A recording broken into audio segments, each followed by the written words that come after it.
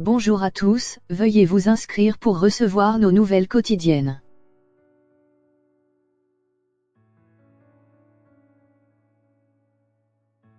Municipal en Turquie, le parti d'Erdogan donné battu à Ankara, en difficulté à Istanbul. C'est un coup dur pour le président turc dont le parti aurait perdu la capitale Ankara au profit d'une alliance d'opposition qui salue une victoire de la démocratie.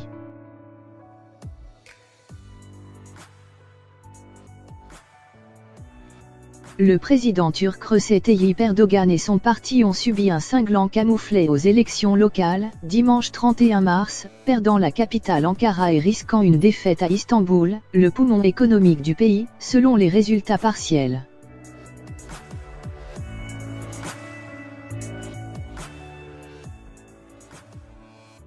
Ce scrutin était un test pour M. Erdogan qui a jeté toutes ses forces dans la bataille pour éviter un vote sanction contre son parti, l'AKP, alors que le pays traverse une tempête économique avec notamment une inflation et un chômage élevé.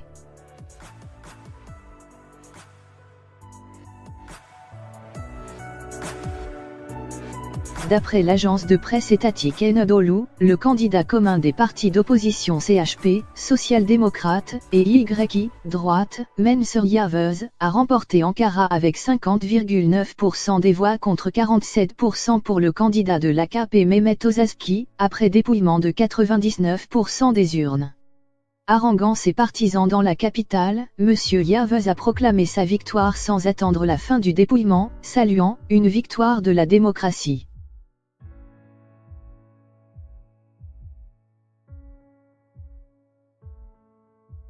Cette défaite dans la capitale politique du pays où il s'est fait construire un gigantesque palais présidentiel représente un revers inédit pour M. Erdogan, qui a remporté toutes les élections depuis l'arrivée au pouvoir de son parti, l'AKP, en 2002. Comme Istanbul, Ankara était contrôlée depuis 25 ans par le parti de M. Erdogan et les formations islamistes qui l'ont précédé.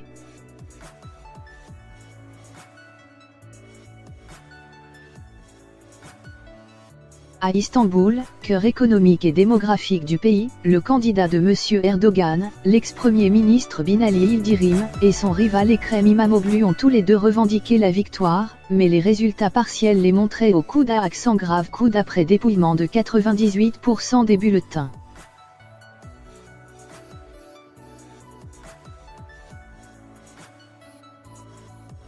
Semblant envisager une possible défaite à Istanbul, M. Erdogan a déclaré que l'AKP contrôlerait de toute façon la majorité des districts de la ville même si l'opposition s'emparait de la municipalité.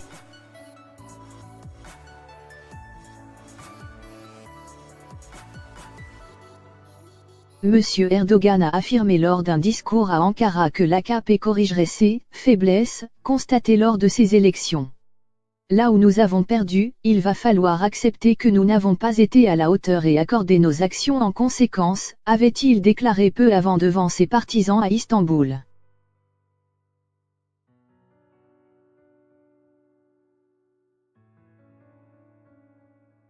Rappelant qu'aucune autre élection n'était prévue avant 2023, M. Erdogan a déclaré que la période qui s'ouvrait serait consacrée aux réformes économiques et au combat contre le terrorisme.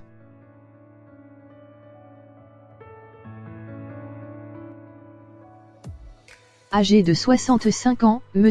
Erdogan aura tout donné pour tenter de convaincre les électeurs de voter pour son parti, tenant 102 meetings en 50 jours.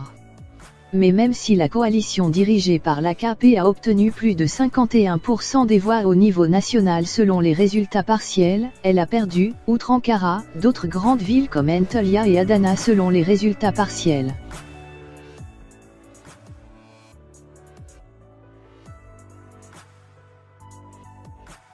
La campagne pour ce scrutin, le 8e d'un épuisant cycle électoral entamé en 2014, a une nouvelle fois polarisé le pays. Deux coalitions se sont affrontées, d'un côté, l'AKP de M. Erdogan et ses alliés ultranationalistes du MHP. De l'autre, les sociaux-démocrates du CHP et le parti de droite YI. Ces derniers ont été soutenus par les pro-kurdes du HDP qui, en ne présentant pas de candidats à Istanbul et Ankara, ont évité une dispersion des voix anti-Erdogan.